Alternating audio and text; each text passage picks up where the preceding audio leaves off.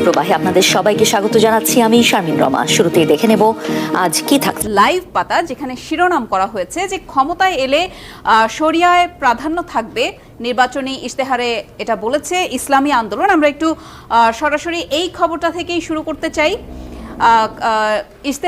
আজকে ইশতেহার ঘোষণা করেছে ইসলামী আন্দোলন বাংলাদেশ। সেখানে অনেকগুলো বিষয়ের পাশাপাশি ক্ষমতায় এলে শরিয়া বা ইসলামী আইনের সর্বোচ্চ প্রাধান্য দেওয়ার কথা বলেছে তারা।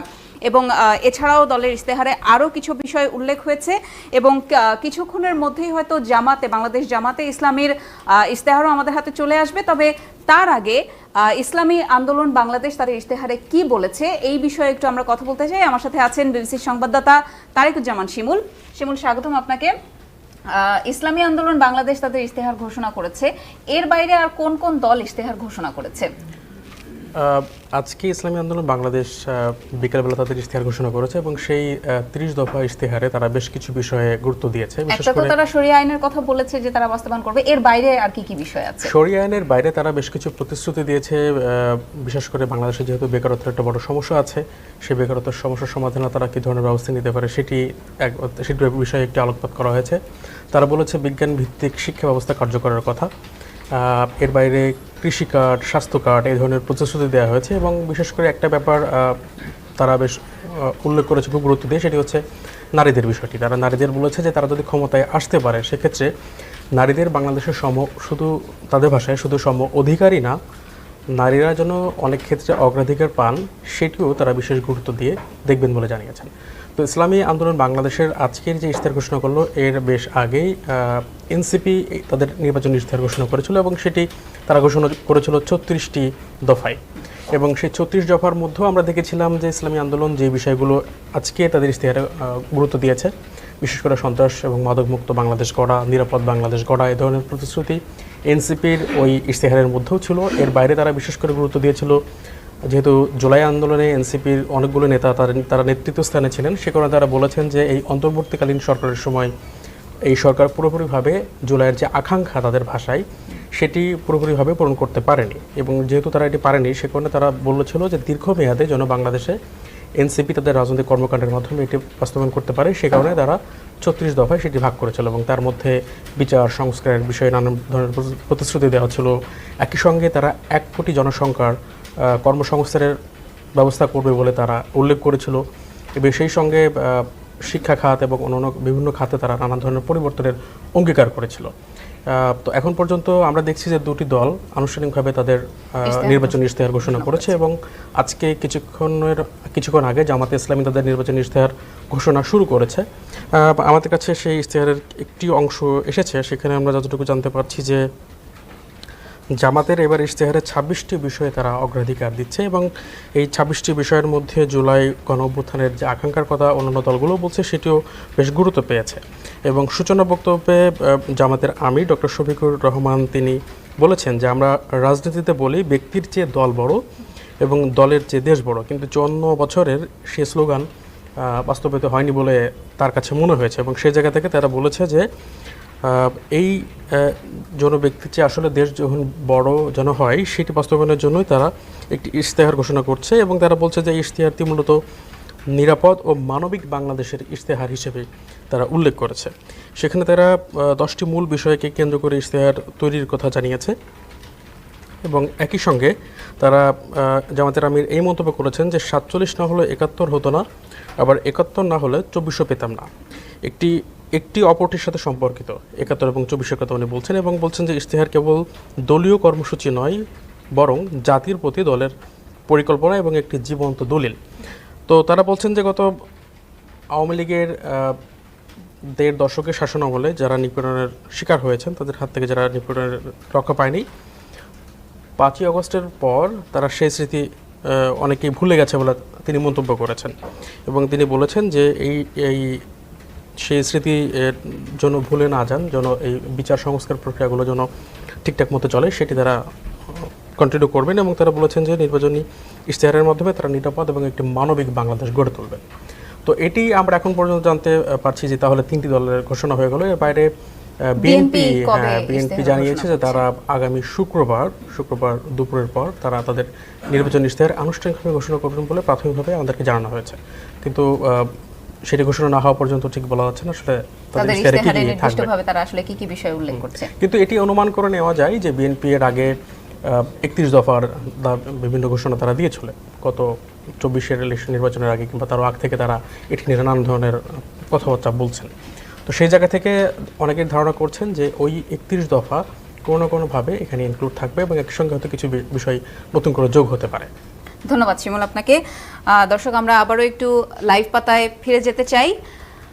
লাইভ পাতায় এই মুহূর্তে প্রথম যেই খবরটি আছে সেটি হলো কুষ্টিয়ায় ভোট চাওয়া নিয়ে বিএনপি এবং জামাতের মাঝে সংঘর্ষ। সেখানে বলা হচ্ছে যে খোকসা থানার ওসি তিনি বলছেন যে এই ঘটনায় এখন পর্যন্ত 3 জন সামান্য আহত হয়েছে এবং তারা খোকসা উপজেলা স্বাস্থ্য কমপ্লেক্সে ভর্তি আছে। যদিও বাংলাদেশের বিভিন্ন সংবাদ মাধ্যমে এখানে বলা হচ্ছে যে আহতের সংখ্যা অন্তত 5 জন থেকে 7 জন, কিন্তু এই ঘটনায় পুলিশের কাছে এখন পর্যন্ত কেউ কোনো লিখিত অভিযোগ করেনি বলে জানিয়েছে থানার ডিউটি অফিসার। এরপরে যে খবরটি আছে সেটা শিরোনাম করা হয়েছে যে কয়েকদিনের মধ্যেই যুক্তরাষ্ট্রের সঙ্গে আলোচনা শুরুর কথা জানিয়েছে ইরান। যুক্তরাষ্ট্রের সঙ্গে আলোচনার বিষয়টি নিশ্চিত করেছেন ইরানের পররাষ্ট্র মন্ত্রণালয়ের মুখপাত্র ইসমাইল বাঘাই। তিনি বলছেন যে তেহরান এবং ওয়াশিংটনের মধ্যে আলোচনা আগামী কয়েকদিনের মধ্যেই হওয়ার একটা পরিকল্পনা আছে। তিনি বলেন যে এই আলোচনাটি আইআরএনএ-কে বলেছেন যে ওমান, তুরস্ক এবং আরও কয়েকটি দেশ এই আলোচনার ব্যাপারে এই আলোচনাটি আয়োজনের ব্যাপারে তারা আগ্রহ দেখিয়েছে এবং চূড়ান্ত স্থান খুব শীঘ্রই নির্ধারণ করা হবে। একটু উল্লেখ করি যে মার্কিন নৌবাহিনীর জাহাজ ইউএসএস আব্রাহাম লিঙ্কন থেকে একটি ইরানি ড্রোনকে ভূপাতিত করার পর হোয়াইট হাউসের মুখপাত্র জানান যে দেশটির বিশেষ দূত স্টিভ উইটকফের ইরানি কর্মকর্তাদের সঙ্গে আলোচনায় বসার পরিকল্পনা এখনও বহাল রয়েছে। ইরান ও যুক্তরাষ্ট্রের মধ্যকার এই আলোচনা, যা ইরানের পরমাণু কর্মসূচিকে কেন্দ্র করে হবে বলে বলা হয়েছে, ইরানে জানুয়ারি মাসে হওয়া বিক্ষোভে রক্তক্ষয়ী দমনপীড়নের 3 সপ্তাহ পর শুরু হতে যাচ্ছে এবং যেখানে পুলিশের সহিংস অভিযানে হাজারো বিক্ষোভকারী নিহত ও আহত হয়। এরপরে যে খবরটি আছে সেটি হলো দুষ্ট লোকদের দুষ্টামির প্রতিবাদ করি, মানে কথাটি বলছেন জামাতের আমির, এবং কোন পরিপ্রেক্ষিতে বলছেন সেটি একটু আপনাদের বলি যে আপনারা সবাই হয়তো ইতিমধ্যে জানেন যে এক্স আইডি হ্যাকের একটা দাবি করেছে জামাতে ইসলামের আমির শফিকুর রহমান, এবং ওই পরিপ্রেক্ষিতে তিনি বলেন যে আমি ওই সমস্ত দুষ্ট লোকদের দুষ্টামির প্রতিবাদ করি যারা আমার পিছে লেগে আছে। তাকেই উদ্ধৃত করে বলছি যে 4 দিন আগে আমার এক্স আইডি হ্যাক করে যা তা এখান থেকে চালিয়ে দেওয়া হয়েছে, আর একদল ঝাঁপিয়ে পড়েছে তাইরে নাইরে নাইরে বলে। এই দাবি করে তিনি বলেন যে জামাতের সাইবার টিম এই ব্যাপারে শক্ত অবস্থান নিয়েছে এবং সত্য সামনে এসেছে, এবং এই কথাগুলো তিনি কুড়িগ্রামে নির্বাচনী প্রচারকারে বলেছেন। এবং একই সাথে তিনি উল্লেখ করেন যে তিনি মায়েদের কথা দিচ্ছেন এই দেশে নারীদের নিরাপত্তা নিশ্চিত করা হবে এবং জামাতে ইসলামী ক্ষমতায় আসলে এদেশের নারীরা আর ধর্ষণের শিকার হবে না। রাস্তাঘাট, কর্মস্থল, সব জায়গায় শতভাগ নিরাপত্তা ও মর্যাদা তারা নিশ্চিত করবেন। আর সাথে এটাও যোগ করেছেন যে যে দেশে মায়েদের কোনো নিরাপত্তা নেই সে দেশ আসলে তার হতে পারে না। তিনি জাতি ধর্ম দেখবেন না, সব ধর্মের নারীদের সম্মান করাটাই তাদের সবচেয়ে বড় দায়িত্ব। এরপরে যেই খবরটি এসেছে সেটি হলো নির্বাচনী ইশতেহার নিয়ে ইসলামী আন্দোলন বাংলাদেশ যেটি বলেছে, এই বিষয়ে আমরা বিস্তারিত আলোচনা করেছি যে শরিয়া ভিত্তিক আইনকে প্রাধান্য দেওয়ার পাশাপাশি আরও যেসব ব্যাপারগুলো তারা ইশতেহারে ঘোষণা করেছেন সেগুলো নিয়ে আমরা বিস্তারিত আলোচনা করেছি। পরের খবরটিতে চলে যাই, সেটি হলো নরসিংদীতে 2 পক্ষের সংঘর্ষে গুলিবিদ্ধ হয়ে স্কুল শিক্ষার্থী নিহত। এতে রায়পুরা থানার ভারপ্রাপ্ত কর্মকর্তা তিনি বিবিসি বাংলাকে খবরটি নিশ্চিত করেছেন, তবে এই ঘটনায় এখনো কেউ কোনো মামলা করেনি। ওসি বলেছেন যে আজ সকালের দিকে এই ঘটনাটি ঘটেছে এবং এখানে কোনো রাজনৈতিক দলের বিষয় নেই, পুরোটাই এলাকার আধিপত্য বিস্তারকে কেন্দ্র করে হয়েছে। নরসিংদীর সাংবাদিকদের সাথে কথা বলে জানা গেছে যে ওই এলাকায় এক পক্ষের নেতৃত্বে রয়েছেন হানিফ মাস্টার এবং অপর পক্ষের নেতৃত্বে রয়েছেন এরশাদ মিয়া, এবং আজ সকাল 6টার দিকে এরশাদ মিয়ার অনুসারীরা হানিফ মাস্টারের অনুসারীদের বাড়িতে গিয়ে হামলা চালায় এবং এই সময় হানিফ মাস্টারের অনুসারীরা প্রতিরোধ গড়ে তোলে এবং সংঘর্ষ চলাকালে ওই স্কুল শিক্ষার্থী সেখানে ছিলেন এবং একসময় এক ব্যক্তির ছোড়া গুলিতে ওই শিক্ষার্থীর মৃত্যু হয়। এর পরের ঘোষণাটিও ইশতেহার ঘোষণা নিয়ে, যেটি আসলে এই মুহূর্তে চলছে, যে বাংলাদেশ জামাতে ইসলামীর ইশতেহার ঘোষণা চলছে। কিছুক্ষণের মধ্যেই হয়তো আমরা জানতে পারবো যে ইশতেহারে কি আছে। পুরোপুরি ঘোষণাটা আসার আগে আপনারা একটু জেনে গেছেন যে আসলে ইশতেহারের আলোচিত বিষয়বস্তুগুলো কি কি। কিছুক্ষণের মধ্যেই হয়তো লাইভ পাতায় ইশতেহারের পুরো আনুষ্ঠানিক যেই ঘোষণা সেটি হয়তো আপনারা পেয়ে যাবেন। এরপরে যে খবরটি আছে সেটি হলো, যারা নতুন জালিম হিসেবে আবির্ভূত হয়েছে তারা ভুয়া সিল ব্যালট ছাপাচ্ছে, কথাটি বলছেন বিএনপির চেয়ারম্যান তারেক রহমান। তাকে সরাসরি একটু উদ্ধৃত করছি। বাংলাদেশে এক নতুন জালেমের আবির্ভাব হয়েছে। এই নতুন জালেমদেরকে মানুষ গুপ্ত হিসেবে চেনে। এই জালেমদের নেতা 2 দিন আগেই প্রকাশ্যে বাংলাদেশের নারীদের বিষয়ে অত্যন্ত কলঙ্কিত শব্দ ব্যবহার করেছে। দেশব্যাপী নির্বাচনী প্রচারণার অংশ হিসেবে দক্ষিণাঞ্চলের বিভাগ বরিশালে নির্বাচনী জনসভায় বাংলাদেশ জামাতে ইসলামীকে ইঙ্গিত করে তিনি এই মন্তব্যটি করেছেন। সেখানে আরও কিছু কথা তিনি বলেন যে যেই ব্যক্তির আসলে তার দেশের মা বোনদের প্রতি বিন্দুমাত্র শ্রদ্ধা নেই, সেই দলের নেতাকর্মীদের নিজের দেশের মা বোনদের কষ্টের প্রতি বিন্দুমাত্র সম্মান নেই। তাদের কাছ থেকে আর যাই হোক, বাংলাদেশ কখনো অগ্রগতি আশা করতে পারে না, কোনো মর্যাদামূলক আচরণ আশা করতে পারে না। এবং একই সাথে তিনি এখানে যুক্ত করেছেন যে জামাতের লোকজন ভুয়া সিল এবং ব্যালট তৈরি করছে। এই বিষয়ে তার যে বক্তব্য সেটা বলছি, যে গত কয়েকদিন ধরে বিভিন্ন পত্রপত্রিকায় তিনি বলছেন যে তিনি কিছু খবর দেখতে পাচ্ছেন যারা নতুন জালেম হিসেবে আবির্ভূত হয়েছে বা যাদেরকে বাংলাদেশের মানুষ গুপ্ত হিসেবে চেনে, আমরা দেখছি যে তারা কিভাবে আসলে ভুয়া সিল ছাপাচ্ছে এবং তারা শুনতে পাচ্ছেন যে পরিচিত যেসব প্রেস আছে সেখানে ভুয়া ব্যালট ছাপাচ্ছে তারা, সেগুলো নাকি তারা পকেটে করে নিয়ে যাবে। এবং একই সাথে বলেছেন যে জামাতের কর্মীরা নারী ভোটারদের এনআইডি নম্বর এবং বিকাশ নম্বর নিচ্ছে, এই দাবিও তারেক রহমান করেছেন। তিনি বলেন যে যাদের ভোটের শুরুটাই আসলে অনৈতিক কাজে, কি করে তারা আসলে সৎ মানুষের শাসন দিতে পারে। পরে যেই খবরটি সেটি হলো এবার জামাতের সেক্রেটারির এক্স অ্যাকাউন্ট হ্যাকের দাবি, যেটা আসলে গতকাল রাতে হয়েছে বলে দাবি করা হয়েছে। সেখানে বলা হয়েছে যে দলটির সেক্রেটারি জেনারেল মিয়া গোলাম পরওয়ারের এক্স হ্যান্ডেল হ্যাকড হয়েছে এবং হ্যাকিংয়ের পর তার আইডি থেকে দুর্বৃত্তরা আপত্তিকর পোস্ট দিয়েছে। এবং দলটির সেক্রেটারি জেনারেল এহসানুল মাহবুব জুবায়েরের বরাতে গতকাল একটি পোস্টে জানানো হয় যে ষড়যন্ত্রের অংশ হিসেবে একের পর এক জামাতে ইসলামীর নেতাদের সোশ্যাল মিডিয়া অ্যাকাউন্টে সাইবার হামলা চালানো হচ্ছে। তিনি যোগ করেন যে দুষ্কৃতকারীরা ঠিক রাত 8:31 দিকে অ্যাকাউন্টটি ডিভাইস হ্যাকিংয়ের মাধ্যমে একটি পোস্ট দেয় এবং বিষয়টি কেন্দ্রীয় সোশ্যাল মিডিয়া টিমের নজরে আসলে সঙ্গে সঙ্গে তা ডিলিট করা হয় এবং এ বিষয়ে দ্রুত আইনি ব্যবস্থা গ্রহণ করা হবে। এর পরের যে খবরটি সেটি হলো জামাত প্রার্থীর মৃত্যুতে শেরপুর 3 আসনে নির্বাচন স্থগিত। এখানে একটু জানিয়ে রাখি যে মঙ্গলবার দিবাগত রাত 3টার দিকে কিডনি জনিত অসুস্থতায় হাসপাতালে ভর্তি অবস্থায় মারা গিয়েছেন মোহাম্মদ নুরুজ্জামান বাদল। তিনি জামাতে ইসলামী শেরপুর জেলা শাখার সেক্রেটারির দায়িত্বে ছিলেন এবং তার মৃত্যুর কারণে এই আসনে নির্বাচন স্থগিত করেছে নির্বাচন কমিশন। তো সেক্ষেত্রে আগামী 12ই ফেব্রুয়ারি নির্বাচনে 219টি আসনে আসলে ভোট গ্রহণ করা হবে।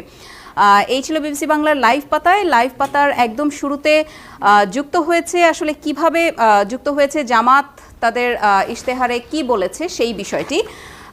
ইশতেহারের ঘোষণার খবরটি একটু আপনাদেরকে পড়ে শোনাতে চাই। এখানে বলা হচ্ছে যে মোট 26টি বিষয়কে তারা অগ্রাধিকার দিয়েছে এবং 10টি প্রতিশ্রুতির কথা জানিয়ে নির্বাচনী ইশতেহার তারা ঘোষণা করেছে। সেখানে জামাতের আমির শফিকুর রহমান সূচনা বক্তব্যে বলেন যে আমরা রাজনীতিতে বলি যে ব্যক্তির চেয়ে দল বড়, দলের চেয়ে দেশ বড়। ঠিক যেমনটা শিমুল তার আলোচনায় এই কথাটি বলে গিয়েছিলেন, কিন্তু 54 বছরে সেই স্লোগানের তারা স্বাক্ষর আসলে কতটুকু দিতে পেরেছেন।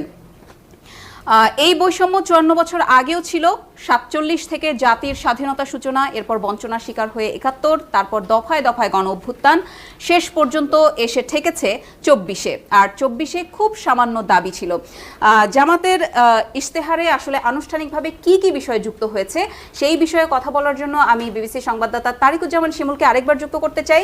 শিমুল, আবারও স্বাগতম আপনাকে। আমরা তো হাতে পেয়েছি তাদের ইশতেহারটা আনুষ্ঠানিকভাবে, যে ইশতেহারে তারা কি কি বলেছেন। এবার একটু আমাদের দর্শকদের উদ্দেশ্যে বলুন যে ইশতেহারে আসলে কি কি বিষয় উঠে এসেছে। জামাতের আজকে যে ইশতেহার ঘোষণা করা হয়েছে সেটিতে মূলত তারা 5টি বিষয়ে বলেছেন এবং তার মানে তারা যদি ক্ষমতায় যেতে পারেন তাহলে 5টি ব্যাপারে গুরুত্ব দিয়ে তারা সেটি বাস্তবায়ন করবেন। সেটির মধ্যে হচ্ছে সততা, ঐক্য, ইনসাফ, দক্ষতা এবং কর্মসংস্থান।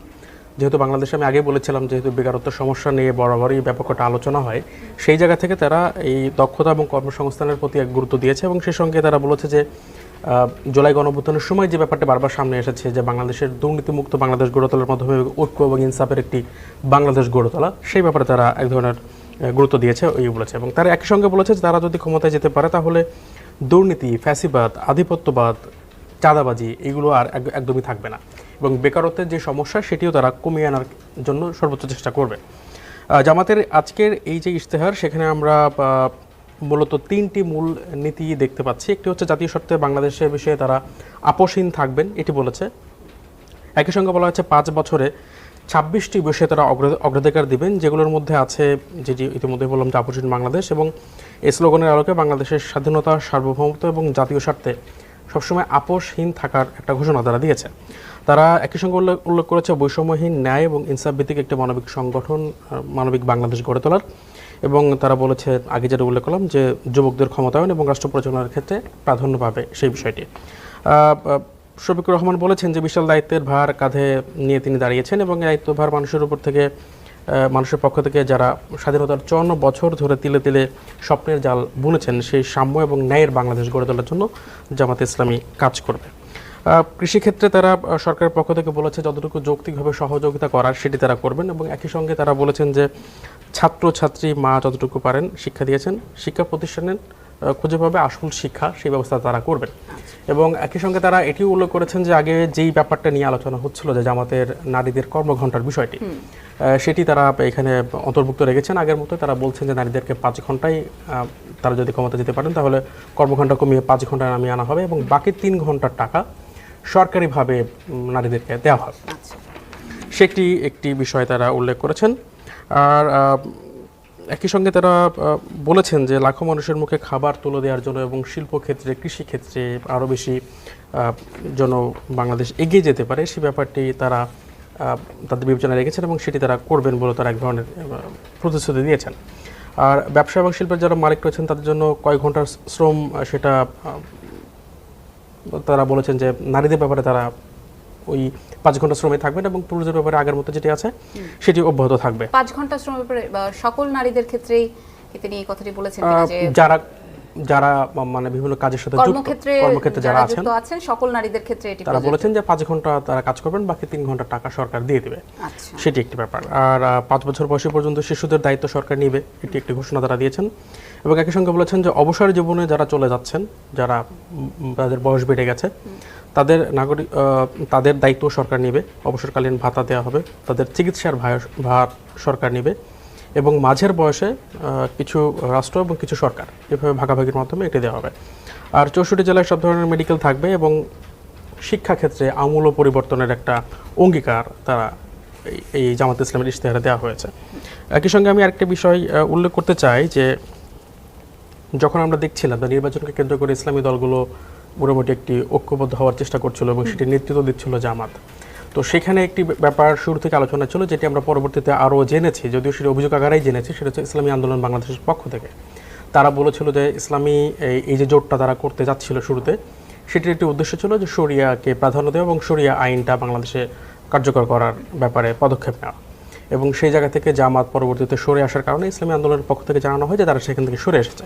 এবং আজকে ইসলামী আন্দোলন যে তাদের ইশতেহার ঘোষণা করলো, সেখানে তারা কিন্তু সেই কারণে গুরুত্ব দিয়ে শরিয়া আইন তারা যদি ক্ষমতায় যায় সেক্ষেত্রে এটি যে প্রাধান্য পাবে সেটি তারা উল্লেখ করেছেন।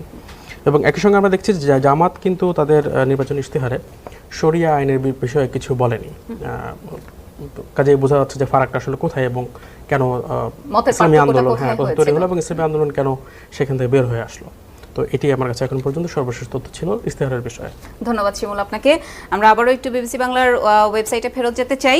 ওয়েবসাইটে যে লাইভ পাতায় যে ঘটনার যে বিষয়গুলোর আপডেট ছিল, যে খবরগুলোর আপডেট ছিল, সবগুলো আপনাদেরকে জানিয়েছি। এখন আবারও একটু মূল পাতায় ফেরত গেলে এখানে আজকের দিনের যেই গুরুত্বপূর্ণ এবং আলোচিত ঘটনাগুলো আছে সেই ঘটনাগুলো নিয়ে বিস্তারিত প্রতিবেদন আছে, যার মধ্যে একটি হলো ক্ষমতাবানদের সহযোগী যৌন অপরাধী জেফ্রি এপস্টিন আসলে কে।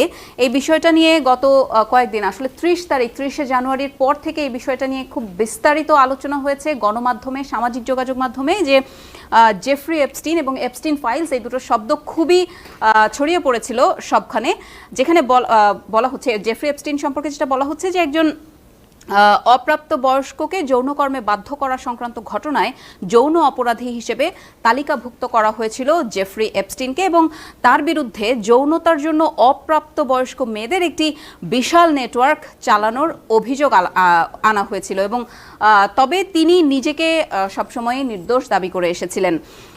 এখানে একটু যদি বিস্তারিত বলি যে নিউ ইয়র্কে জন্মগ্রহণ করেছিলেন তিনি 1970-এর দশকের মাঝামাঝি সময়ে, এবং পড়াশোনা করেছেন আসলে গণিত এবং পদার্থবিদ্যায়, তবে নিজে বিশ্ববিদ্যালয়ে পদার্থবিদ্যা এবং গণিত অধ্যয়ন করলেও কখনো স্নাতক হননি। তার এক ছাত্রের বাবা তাকে পছন্দ করতেন এবং এতটাই মুগ্ধ হয়েছিলেন যে তিনি এপস্টিনকে ওয়াল স্ট্রিট বিনিয়োগ ব্যাংক বিয়ার স্টার্নসের একজন সিনিয়র অংশীদারের সাথে যোগাযোগ করিয়ে দিয়েছিলেন, এবং 4 বছরের মধ্যেই তিনি সেখানে অংশীদার হয়েছিলেন, এবং 1982 সালের মধ্যে তিনি তার নিজস্ব সংস্থা জে এপস্টিন অ্যান্ড কোং গড়ে তোলেন, এবং কোম্পানিটি তার গ্রাহকদের $1 বিলিয়ন বেশি মূল্যের সম্পদ পরিচালনা করে তাৎক্ষণিকভাবে আসলে সফলতা অর্জন করে। কিন্তু এপস্টিন ফাইলসের যে তথ্য, যেটা প্রায় 30 লাখ পাতার একটা 30 লাখ পাতার তথ্য সম্বলিত একটি ফাইল, যেখানে বলা হচ্ছে যে ইউ থেকে 500 বিলিয়ন ইউরোর বেল আউটের আগাম নোটিশ দিয়েছিলেন এপস্টিন, এবং একই সাথে বিভিন্ন উচ্চ পদস্থ মানুষের সাথে তার বন্ধুত্ব ছিল, এবং তাদের জন্য তিনি আসলে যৌনকর্মী বা অপ্রাপ্ত বয়স্ক মেয়েদের একটা বিশাল নেটওয়ার্ক, যেখানে জোরপূর্বক আসলে অনেককেই যৌনকর্মে লিপ্ত করা হয়েছিল বলে এমন একটা অভিযোগ আছে জেফ্রি এপস্টিনের বিরুদ্ধে। এই বিষয়ে বিস্তারিত প্রতিবেদনটি আছে বিবিসি বাংলার ওয়েবসাইটে। এই প্রতিবেদনটি পড়লে আপনার জেফ্রি এপস্টিন সম্পর্কে বিস্তারিত একটা ধারণা পেয়ে যাবেন। এর বাইরেও আরও একটি খবর আছে যেখানে বলা হচ্ছে ভারতের সুপ্রিম কোর্টে ভোটার তালিকা সংশোধন মামলা নিজেই লড়লেন মমতা। ভারতের আইন আদালত সংক্রান্ত খবরের পোর্টাল লাইভ ল জানাচ্ছে যে কোনো মুখ্যমন্ত্রী এই প্রথম নিজে শীর্ষ আদালতে সওয়াল করলেন, মানে প্রশ্ন করলেন, তবে তিনি অল্প কিছুক্ষণের জন্যই আদালতের সামনে নিজের বক্তব্য পেশ করেন। পশ্চিমবঙ্গ সরকার ও মুখ্যমন্ত্রীর হয়ে সিনিয়র আইনজীবী শ্যাম দিভানি মূল সওয়াল জবাবটা চালিয়েছেন প্রধান বিচারপতি সূর্যকান্ত, বিচারপতি জয়মাল্য বাগচি আর বিচারপতি বিপুল পাঞ্চলির ডিভিশন বেঞ্চে। আদালত আজকের শুনানি শেষে নির্দেশ দিয়েছে যাতে মামলার অন্য পক্ষ ভারতের নির্বাচন কমিশনকে মমতা ব্যানার্জির দায়ের করা মামলার জন্য আইনি নোটিশ পাঠানো হয়। আগামী সোমবার আবার মামলাটি উঠবে।